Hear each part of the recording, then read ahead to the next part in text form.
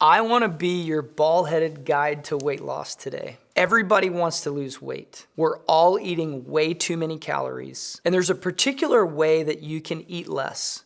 There's several strategies that work really, really well. I want to show you a couple of those strategies and then give you what I think is the best strategy to lose weight. Number one, you can eat less often. You can use intermittent fasting and you can cut out the amount of time during the day that you're allowed to eat.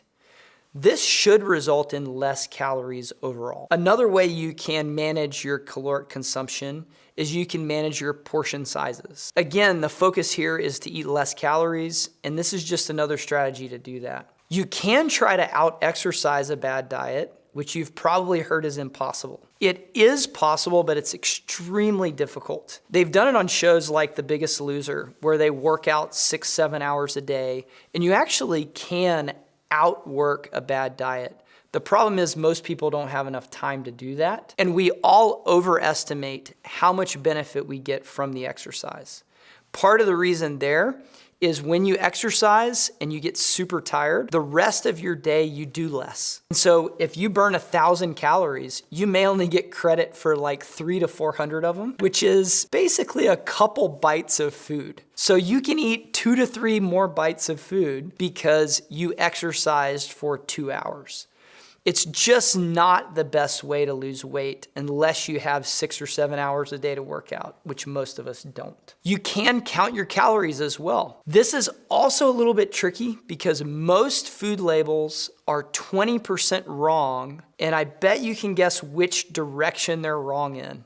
They're 20% lower than the calories that are actually in the food.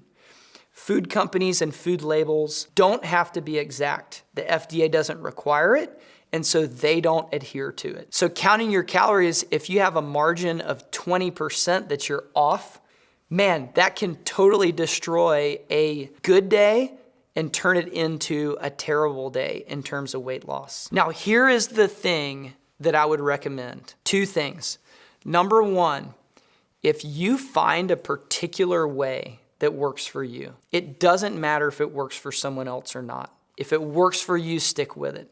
If it's intermittent fasting, the Mediterranean diet, Whole30, counting your calories, exercising more, if you try several ways and you find one that works, stick with it. And number 2, this is the biggest one, I think. This can be added to any diet. You've got to focus on unprocessed foods. Unprocessed foods do several things for you. They give you a higher level of satiety and fullness. They also give you better food quality, which means your nutrients, vitamins, and minerals, you have a better chance of getting what you need. And lastly, is it actually limits what you allow yourself to eat. So if you're trying to eat primarily unprocessed foods, you're gonna cut out cereals, a lot of breads that are enriched or that aren't whole grain. You're also gonna cut out a lot of foods that are snack foods like fig bars and fruit roll-ups and things that you really shouldn't be eating anyway. So that's a really easy rule of thumb. If you stick to that,